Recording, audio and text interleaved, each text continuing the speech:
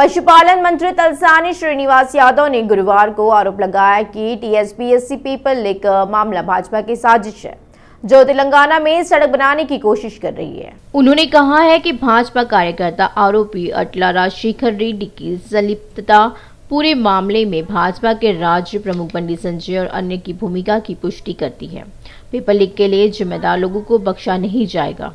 भाजपा अपने अपराधों के लिए भुगतान करेगी। उन्होंने कहा, यहाँ तेलंगाना भवन में बीआरएस पार्टी कार्यालय में मीडिया से बात करते हुए मंत्री ने कहा है कि चंद्रशेखर राव सरकार तेलंगाना के लोगों की आकांक्षाओं, पानी, धन और नौकरियों को पूरा करने की दिशा में काम कर रही है। तदनुसार प्रतियोगी परीक्षाओं के माध्यम से अभूतपूर्व संख्या में रिक्त सरकारी नौकरियों को भरने के लिए अधिसूचना जारी की गई है और उन्होंने कहा है कि पूरी भर्ती प्रक्रिया एक पारदर्शी ऑनलाइन प्रणाली के माध्यम से की जा रही है, जिसे केंद्रीय लोक सेवा आयोग और देश के अन्य राज्य लोक सेवा आयोगों के सदस्यों द्वारा सर्वश्रेष्ठ के रूप में सराहा गया है। उन्होंने कहा, लेकिन बंडी संजय कुमार जैसे भाजपा नेता तेलंगाना राज्य लोक सेवा आयोग में पेपर लीक के एक दुर्लभ मामले को मुद्दा बनाने की कोशिश कर रहे हैं। श्रीनिवास यादव ने कहा कि अधिकारी पेपर लीक मामले की गहन जांच कर रहे हैं और जिम्मेदार लोगों को बख्शा नहीं जाएगा। भाजपा के प्रदेश अध्यक्ष बंडी संजय ने टीएसपीएससी के प्रश्न पत्र लीक होने के विरोध करने वाले भाजयुमो कार्यकर्ताओं की गिरफ्तारी और गैर जमानती मुकदमे दर्ज करने का आरोप लगाया। गिरफ्तार कार्यकर्ताओं से मिलने पहुंचे बंडी संजय ने राज्य सरकार के रवैये की आलोचना की है। सीएम केसीआर और केटीआर ने कहा है कि वे राज्य में बेरोजगारों की जिंदगी से खिलवाड़ कर रहे हैं। उन्होंने सवाल किया है कि क्या न्याय के लिए लड़ने वालों को गिरफ्तार किया जाना चाहिए, गलत काम करने वालों को क्यों छोड़ दिया जाना चाहिए। उन्होंने लगभग 7 भाजयुमो कार्यकर्ताओं को गिरफ्तार करने और उनके खिलाफ गैर जमानती वारंट जारी करने के लिए पुलिस पर रोष व्यक्त किया। उन्होंने कहा कि केटीआर ने मंत्री के रूप में जो कुछ भी किया वह विफल रहा। धनी घोटाला, पिछले साल की इंटर बोर्ड परीक्षा और मौजूदा टीएसपीएससी पेपर लीक मामला भी केटीआर आईटी विभाग के दायरे में हुआ है और बंडी ने कहा है कि यह हास्यास्पद है कि सीएम केसीआर ने इतना सब कुछ होने के बावजूद जवाब नहीं दिया है। उन्होंने मांग की कि केटीआर को तुरंत मंत्री पद से इस्तीफा दे देना चाहिए, क्योंकि ऐसा मंत्री होना बेकार है। प्रवर्तन निदेशालय ने दिल्ली शराब घोटाले में एमएलसी कलवंत कुंतला कविता को एक बार फिर से नोटिस भेजा है और ईडी ने कविता को 20 मार्च को सुनवाई के लिए पेश होने का नोटिस जारी किया। कविता की याचिका पर सुप्रीम कोर्ट में इस महीने की 24 तारीख को सुनवाई होगी, लेकिन नोटिसों से पता चला है कि कविता को सुप्रीम कोर्ट की सुनवाई से पहले ही ईडी के सामने पेश होना होगा। कविता के सामने फिलहाल 3 विकल्प है और 20 मार्च को ईडी की सुनवाई में पेश ईडी के संबंध पर सुप्रीम कोर्ट में रोक लगाने की मांग, अग्रिम जमानत मांगनी होगी। उल्लेखनीय है कि 16 मार्च को रामचंद्र पिल्लई को ईडी ने राउज एवेन्यू कोर्ट में पेश किया था। ईडी ने अदालत से रामचंद्र पिल्लई की हिरासत बढ़ाने के लिए कहा है। इसके अलावा पिल्लई की हिरासत इस महीने की 20 तारीख तक बढ़ा दी गई है। ईडी ने कहा है कि कविता के साथ ही उनसे पूछताछ की जाए, लेकिन कविता आज पूछताछ में शामिल नहीं हुई। विशेष अदालत की बेंच ने ईडी से पूछा कि इन सभी को एक साथ कैसे आजमाया जाए। ईडी ने कोर्ट को बताया कि कविता शराब मामले में संदिग्ध है। ईडी ने अदालत से पिल्लई के साथ कविता से पूछताछ करने को कहा है। उल्लेखनीय है कि आज कविता को पूछताछ के लिए ईडी के समक्ष उपस्थित होना था, लेकिन उन्होंने यह कहते हुए ईडी के समक्ष उपस्थित नहीं हुई कि आज उसकी तबीयत खराब है, इसलिए वह पूछताछ के लिए उपस्थित नहीं हो पाएगी। दूसरी ओर कविता के वकील सोम भरत ने कहा है कि एमएलसी कविता से घर पर पूछताछ की जानी चाहिए। सीआरपीसी की धारा 15 के तहत मनी लॉन्ड्रिंग महिलाओं से घर पर पूछताछ की जा सकती है। हालांकि कविता को 16 मार्च को ईडी की सुनवाई में शामिल होना था, लेकिन उनके वकील भरत ने कार्यालय जाकर दस्तावेज जमा किए और उन्होंने कहा कि ईडी के अधिकारी कानून के खिलाफ जांच कर रहे हैं। हमने इस मामले को लेकर सुप्रीम कोर्ट में याचिका दायर की है। 24 मार्च को इस पर सुनवाई होगी। कोर्ट ने आदेशानुसार हम काम करेंगे। उन्होंने आरोप लगाया कि ईडी के अधिकारियों ने पिछली जांच में नियमों के खिलाफ काम किया था और जबरन सेल फोन ले लिया था। मनी लॉन्ड्रिंग मामले में धारा 15 के तहत महिलाओं व 15 साल से कम उम्र के बच्चों से घर पर ही पूछताछ की जाए। इसी तरह शाम 6 बजे से पहले जांच पूरी की जाए। आखिरी जांच में उन्होंने पूछा कि उन्हें 8 बजे तक ऑफिस में क्यों रखा गया। वकील ने कहा कि ईडी के अधिकारियों की जांच का तरीका ठीक नहीं था। वकील सोम भारत ने कहा कि कविता एक महिला के तौर पर अपने अधिकारों का इस्तेमाल कर रही है और अधिकारों के हनन पर सवाल उठा रही है। उन्होंने स्पष्ट किया है कि इस खबर में कोई सच्चाई नहीं है कि वह बीमारी के कारण मुकदमे में शामिल नहीं हुई। उन्होंने बताया कि कविता की ओर से ईडी अधिकारियों को कुछ दस्तावेज सौंपे गए थे और उन्होंने इसकी पुष्टि भी की थी। उन्होंने साफ किया था कि गैर हाजिर पर उन्होंने किसी तरह की प्रतिक्रिया नहीं दी और वकील भरत ने कहा कि दोबारा कब बुलाया जाएगा इसका जवाब नहीं है। दिल्ली शराब नीति मामले में प्रवर्तन निदेशालय ईडी के समन की चुनौती देने वाली बीआरएस एमएलसी कलवन कुंतला कविता ने बुधवार को सुप्रीम कोर्ट में याचिका दायर की थी, जिसे एक बड़ा झटका लगा है। ईडी द्वारा जारी समन पर रोक लगाए। सुप्रीम कोर्ट में दिल्ली शराब घोटाले में ईडी की जांच में शामिल होने से अंतरिम रोक लगाने से इनकार कर दिया। इस फैसले के बाद कविता को 16 मार्च को ईडी की पूछताछ के सामने पेश होना था, लेकिन उन्होंने आज यह कहते हुए पूछताछ के लिए उपस्थित नहीं हुई कि उनकी तबीयत खराब है। इस ईडी ने फिर एक बार नोटिस जारी किया और अगली तारीख को उपस्थित होने को कहा। इससे कविता ने उच्चतम न्यायालय में आज एक और याचिका यह कहते हुए दायर करने वाली है कि उनसे पूछताछ को तत्काल रोकने संबंधी आदेश जारी किए गए हैं। उल्लेखनीय हत्याकाल सुनवाई से इनकार करते हुए प्रधान न्यायाधीश डी.वाई. दिल्ली शराब घोटाले में पीएमएलए के तहत ईडी द्वारा जारी किए गए समन के संबंध में चंद्रचूड़ 24 मार्च को उनकी याचिका पर सुनवाई के लिए तैयार हो गए। ईडी ने कविता को 16 मार्च को पेश होने के लिए समन भेजा है और ईडी ने पहली बार उनसे 11 मार्च को दिल्ली मुख्यालय में 9 घंटे तक पूछताछ की है। वकील सोमा भरत ने कहा है कि एमएलसी कविता से उनके घर पर पूछताछ की जानी चाहिए। सीआरपीसी की धारा 15 के तहत मनी लॉन्ड्रिंग मामले में महिलाओं से घर पर पूछताछ की जा सकती है। उस प्रावधान के तहत ईडी के अधिकारियों को दस्तावेज सौंपे गए थे। कानून के खिलाफ जांच कर रहे हैं और इस मामले को लेकर सुप्रीम कोर्ट में याचिका दायर की गई थी कि भरत ने कहा है कि वे आदेश के मुताबिक काम करेंगे। आजकल लोग जिस भागदौड़ भरी जिंदगी में जी रहे हैं, उसमें बहुत से लोग रेस्टोरेंट पर निर्भर हैं। उपभोक्ताओं को आकर्षित करने के लिए जीएचएमसी के अधिकारियों द्वारा समय समय पर किए गए निरीक्षणों के गवाह के रूप में एक सप्ताह या 10 दिनों के लिए एक ही तेल में रासायनिक मिश्रण और तलने का उपयोग सामने आया है।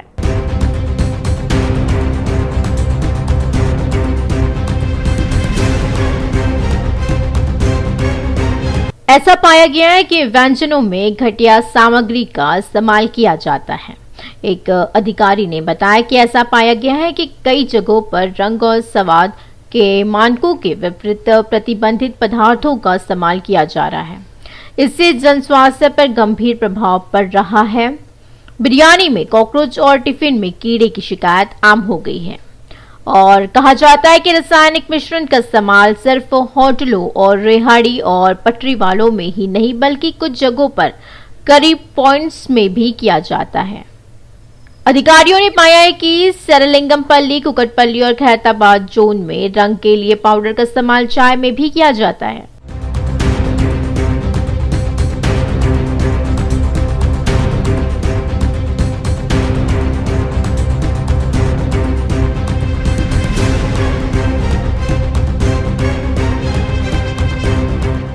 दो महीने पहले गुणवत्ता मानकों के साथ भोजन बेचने के बारे में होटल और स्ट्रीट वेंडर्स के बीच जागरूकता पैदा करने के लिए फूड सेफ्टी ऑन व्हील्स नाम से एक मोबाइल लैब शुरू की गई थी।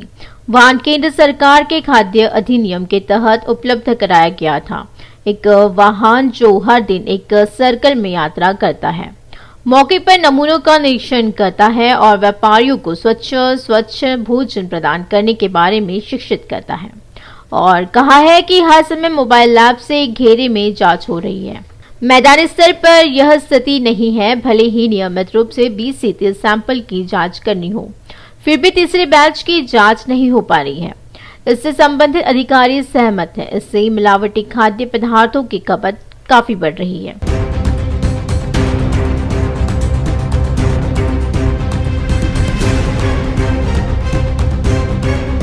जहां जीएचएमसी के तहत 30 सर्किल है, वही वर्तमान में 20 खाद्य सुरक्षा अधिकारी हैं। हालांकि प्रत्येक सर्कल के लिए एक होना चाहिए, लेकिन कर्मचारियों की कमी के कारण कुछ को अतिरिक्त जिम्मेदारियां दी गई हैं। ग्राहकों को सुरक्षित भोजन मिले, यह सुनिश्चित करने के लिए वे अपने अधिकार क्षेत्र के तहत होटलों का लगातार निरीक्षण करने के लिए जिम्मेदार हैं। हर महीने कम से कम 10 होटलों से सैंपल लेकर जांच के लिए लैब भेजे जाए, लेकिन कुछ हलकों में ऐसी शिकायतें आ रही हैं कि अधिकारी 2 या 3 से ज्यादा सैंपल नहीं ले रहे हैं। खाद्य सुरक्षा अधिकारियों के आने से स्थिति बदल गई है। हालांकि यह माना जाता है कि शहर के नागरिकों को सुरक्षित भोजन मिलेगा, फिर भी उस दिशा में कोई कदम नहीं उठाया गया। मिलावटी सामग्री की बिक्री धीरे धीरे बढ़ रही है और आरोप है कि कुछ तले हुए चिकन बेचने वाले प्रतिष्ठान उपभोक्ताओं को अस्वास्थ्यकर भोजन परोस रहे हैं।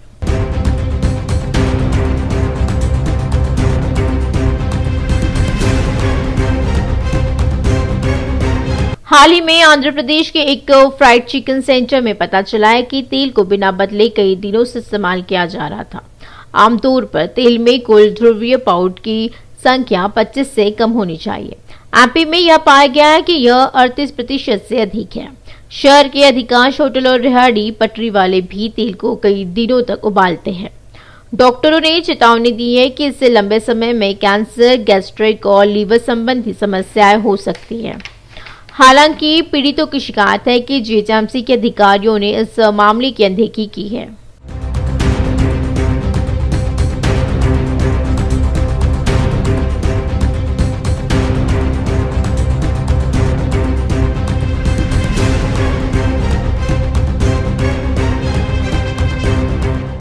खाने में मिलावट से कई लोगों के बीमार पड़ने की खबरें आ रही हैं। एएस रावनगर में protein and more shawarma centre में खाना खाने वाले 8 लोग बीमार पड़ गए और उन्हें अस्पताल में भर्ती कराया गया। पीड़ितों की शिकायत के आधार पर केंद्र के निरीक्षण करने वाले जीएचएमसी खाद्य सुरक्षा अधिकारियों ने परमिट रद्द कर दिया है। सैंपल जांच के लिए लैब भेजे गए थे। कई इलाकों में हुई जांच में पता चला है कि चाय में रंगीन पाउडर का भी इस्तेमाल किया जा रहा है। खाने पीने की चीजों की बात ठीक है।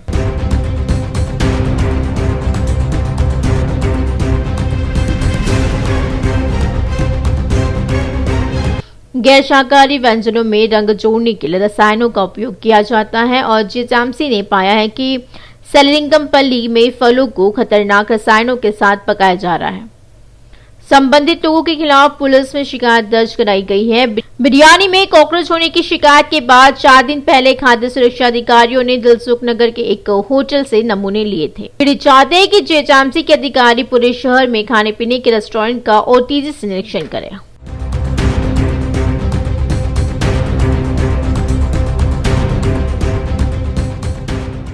तेलंगाना प्रांत कार्यवाह कंचम रमेश ने बृहस्पतिवार को कहा है कि हालांकि कुछ लोग राष्ट्रीय स्वयंसेवक संघ पर सांप्रदायिकता को बढ़ावा देने का आरोप लगा सकते हैं, लेकिन जो लोग संगठन को समझते हैं वे इसके काम की सराहना करेंगे।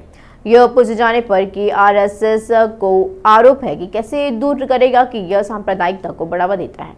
रमेश ने दावा किया है कि आरएसएस में अपने लंबे इतिहास में धर्म के आधार पर अशांति पैदा करने का कोई धारा नहीं था और यह है कि कुछ लोग राजनीतिक एजेंडे के साथ संगठन की आलोचना कर रहे हैं।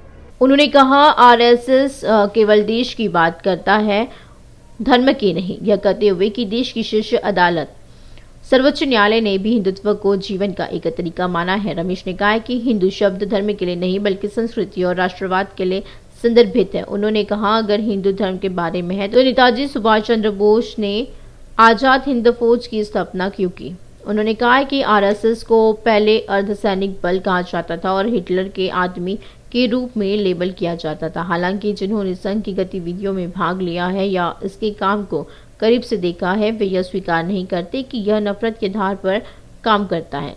उन्होंने जोर देकर कहा, उनका तर्क नफरत को बढ़ावा देने वाली दुनिया में कोई भी संगठन 100 साल तक जीवित नहीं रहता है।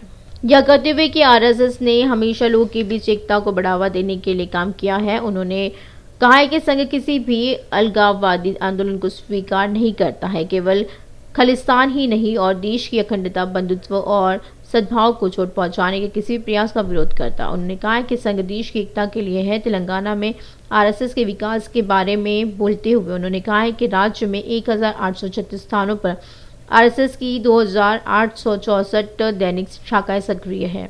पिछले वर्ष की तुलना में 195 स्थानों पर शाखाओं की संख्या में 377 की वृद्धि हुई है। भाजपा की वरिष्ठ नेता और राष्ट्रीय कार्यकारिणी सदस्य विजय शांति ने कहा कि मुख्यमंत्री के चंद्रशेखर राव के परिवार का पहला विकेट बेटी कविता से शुरू हुआ है। शेष विकेट केसीआर की बेटे के बाद गिरे। गृह मंत्री के.टी. रामाराव और दामाद मंत्री टी. हरीश राव शामिल है। आज बनस्थलीपुरम में महिला दिवस समारोह में भाग लेते हुए विजय शांति ने बीआरएस सरकार में महिलाओं के लिए सुरक्षा की कमी की आलोचना की। उन्होंने आरोप लगाया कि केसीआर रुपए लेते हैं फार्म हाउस में रहने के लिए 4 लाख रुपए महीना सैलरी, लेकिन सरकारी कर्मचारियों को सैलरी नहीं देते हैं। उन्होंने आरोप लगाया कि पूरी केसीआर परिवार अपराधी का दिमाग वाला नेता है। उन्होंने कहा है कि इस राज्य को गांजा नशे के लिए अवरोध के रूप में तैयार किया गया है। विधायक भी महिलाओं को प्रताड़ित कर रही है। केसीआर की बेटी कविता शराब डॉन है। विजय शांति केसीआर की बेटी कविता शराब डॉन है। विजय शांति ने पूछा कि क्या केसीआर ने महिला को परेशान करने वाले विधायक को निलंबित किया है। उन्होंने टिप्पणी की है कि जहां भी महिलाओं के साथ अन्याय होगा केसीआर गतिहीन हो जाएगी। उन्होंने कहा है कि महिलाओं को स्वतंत्रता देने और स्वतंत्र रूप से जीने के लिए केसीआर शब्दकोश में कोई नीति नहीं है। यदि पिता और पुत्र दोनों बात करते और ऐसी भाषा का प्रयोग करते तो बच्चों के साथ टीवी देखना बड़ों के लिए शर्मनाक होगा। शांति ने कहा है कि केसीआर का बेटी लीकर डॉन बन गई है। हाथ से हाथ जोड़ अभियान के तहत योगेश विधायक दल के नेता भट्टी विक्रमार्क गुरुवार 16 मार्च को अपनी पदयात्रा की शुरुआत करेंगे। पार्टी प्रभारी लोगों में पार्टी एकता का कड़ा संदेश देने के लिए सभी गुटों के नेताओं को शामिल करने का प्रयास कर रहे हैं और ऐसा कहा जाता है कि बोथ विधानसभा क्षेत्र के बंजर धनुर में पीपरी से आदिवासी पौराणिक कोमाराम भीम की प्रतिमा पर माल्यार्पण करने और पहाड़ी मंदिर में पूजा करने के बाद यात्रा के शुभारंभ के लिए लगभग 20,000 लोगों को जुटाया जा रहा है। गौरतलब है कि जगह का चयन इस तरह से किया जाता है कि यात्रा पश्चिम की ओर से शुरू होती है और गोदावरी नदी को पार करके उत्तर की ओर बढ़ती है। ऐसी दिशा किसी भी शुभ कार्य के लिए शुभ मानी जाती है। तेलंगाना कांग्रेस मामलों के प्रभारी माणिकराव ठाकरे भट्टी विक्रमार्क की यात्रा को हरी झंडी दिखाएंगे। पूर्व एमएलसी के प्रेम सागर राव ने सीएलपी भट्टी विक्रमार्क और टीपीसीसी अध्यक्ष रेवंत रेड्डी दोनों को बैलगाड़ी के 2 पहियों के रूप में वर्णित किया। बैलगाड़ी सही जगह पर अभी तभी पहुंचेगी जब दोनों पहिए ठीक से काम करेंगे। उन्होंने टिप्पणी की कि उन्होंने कहा कि दोनों नेता पार्टी को मजबूत करने के लिए अपनी पूरी कोशिश कर रहे हैं। पूर्व एमएलसी ने कहा है कि 2 अप्रैल को मंचेरियल में पदयात्रा के तहत एक विशाल जनसभा का आयोजन किया जाएगा जिसमें 1 लाख लोग भाग लेंगे। प्रेम सागर राव ने कहा कि केंद्र की नरेंद्र मोदी सरकार एक करोड़ों पूंजीवादी सरकार है जबकि के चंद्रशेखर राव की बीआरएस के नेतृत्व वाली सरकार सामंतवादी है। तेलंगाना राज्य लोक सेवा आयोग में कई प्रतियोगी परीक्षाओं के प्रश्न पत्र लीक होने का मामला राज्य में सनसनी बन गया है। पेपर लीक की घटना के विरोध में टीएसपीएससी कार्यालय का घेराव और बोर्ड तोड़े जाने के विरोध में भाजयुमो नेताओं के खिलाफ मामला दर्ज किया गया है। कोर्ट से रिमांड मिलने पर उन्हें चंचलगुडा जेल भेज दिया गया। इसी पृष्ठभूमि में भाजयुमो के राष्ट्रीय अध्यक्ष तेजस्वी सूर्या कल हैदराबाद आएंगे। तेजस्वी सूर्या भाजयुमो नेताओं से मुलाकात करेंगे जो वर्तमान में मुलाकात की चंचलगुडा जेल में है। वह राज्य बीजेवाईएम अध्यक्ष भानु प्रकाश और 8 अन्य बीजेवाईएम कार्यकर्ताओं से मिलेंगे। सिकंदराबाद के स्वयं प्रलोक कॉम्प्लेक्स में भीषण आग लगी और आग कॉम्प्लेक्स की 7वीं और 8वीं मंजिल पर लगी थी। बड़े पैमाने पर आग लगने के कारण घने धुएं ने क्षेत्र को काला कर दिया। जैसे ही घना धुआं निकल रहा था स्थानीय लोग घबराकर भाग खड़े हुए। स्थानीय लोगों द्वारा दी गई जानकारी के अनुसार दमकल की 4 गाड़ियां मौके पर पहुंच गई और आग बुझाने का प्रयास कर रही है। हालांकि ऐसा लग रहा है कि इस भीषण आग में लगभग 8 से 10 लोग फंसे हुए हैं। पीड़ित खुद को बचाने के लिए बिलख रहे हैं। परिसर में कई कार्यालय, शॉपिंग मॉल हैं और ऐसा लगता है कि 7वीं और 8वीं मंजिल पर कपड़े की दुकान और गोदाम है। आग में फंसे लोगों को बचाने की पूरी कोशिश की जा रही है। पुलिस जब मौके पर पहुंची तो आग लगने के क्या कारण थे, अंदर कितने लोग थे, वे उन्हें बचाने की कोशिश करने लगी और भीषण आग के कारण पूरे इलाके में घना धुआं फैल गया और इसके चलते राहत कार्य पूरी तरह प्रभावित हो रहे हैं। मंत्रितल स्थानीय ग्रेटर मेयर विजयलक्ष्मी ने मौके पर पहुंचकर निरीक्षण किया है। हैदराबाद के शमशाबाद इलाके में हैवानियत हुई है। 4 साल की बच्ची से दरिंदे ने दुष्कर्म की है। महबूबनगर जिले के रहने वाले वेंकटिया पिछले कुछ समय से शमशाबाद में एक फ्लाईओवर के निर्माण के लिए एक निजी श्रमिक कंपनी में मजदूर के रूप में काम कर रहे हैं। सभी मजदूर शमशाबाद में तहसीलदार के कार्यालय के सामने अपनी झोपड़ी डाल रहे थे और लेकिन रविवार की रात वेंकटिया पिकला ने शराब पी और अपनी झोपड़ी के बगल में 4 साल की बच्ची के साथ दुष्कर्म किया। बच्ची के चिल्लाने पर मां ने देख लिया और आरोपी को पकड़कर चिटकाबादी पुलिस को सौंप दिया। लड़की को हैदराबाद के एक अस्पताल में स्थानांतरित कर दिया गया है और इसका इलाज किया जा रहा है। पुलिस ने कहा है कि वेंकटिया को लड़की की मां की शिकायत पर गिरफ्तार किया गया था। मामला दर्ज कर लिया गया है और जांच की जा रही है। पुलिस ने लड़की के परिवार के सदस्यों की पहचान कर्नाटक राज्य के रूप में की है। हैदराबाद के जेडीमेट में एक भीषण आग लग गई। कोपल्ले फार्म कंपनी में आग लग गई। मामले की जानकारी होने पर दमकल कर्मी मौके पर पहुंच गए और आग पर काबू पाने का प्रयास कर रहे हैं। पिछले कुछ महीनों से वन उद्योग में अचानक हुए धमाके से आसपास के इलाकों के निवासियों को बेहाल कर दिया है। संदेह जताया जा रहा है कि कहीं कंपनी का कोई सुरक्षाकर्मी तो इससे शामिल नहीं है। पीसीबी और अग्निशमन कर्मियों ने कंपनी को इस सूचना के आधार पर जब्त कर लिया कि उद्योग और कंपनी से अपशिष्ट रसायनों को खदान में छोड़ रहे हैं जो पिछले दिनों प्रतिबंधित दवाओं का निर्माण करते पकड़े गए थे। कोरोना महामारी एक बार फिर से पैर पसार रही है। कोरोना के मामले अचानक बढ़ने और वायरल संक्रमण को लेकर केंद्र को अलर्ट कर दिया गया है और इस हद तक कि केंद्रीय स्वास्थ्य विभाग ने महामारी के मामले में सतर्क रहने के लिए तेलंगाना, महाराष्ट्र, गुजरात, तमिलनाडु, केरल और कर्नाटक राज्य को पत्र लिखा है। परीक्षण, उपचार, ट्रैकिंग, टीकाकरण पर ध्यान केंद्रित करने का सुझाव देती है। पत्र में कहा गया है कि संक्रमण में अचानक वृद्धि को नियंत्रित करने पर ध्यान दिया जाना चाहिए। केंद्र ने सुझाव दिया है कि इसके लिए जोखिम मूल्यांकन आधारित दृष्टिकोण अपनाने की जरूरत है। अद्यतन आंकड़ों के अनुसार 4 महीने के अंतराल के बाद एक ही दिन में 700 से अधिक कोविड मामले सामने आए हैं और इसके साथ ही देश में सक्रिय मामलों की संख्या 4,623 हो गई है।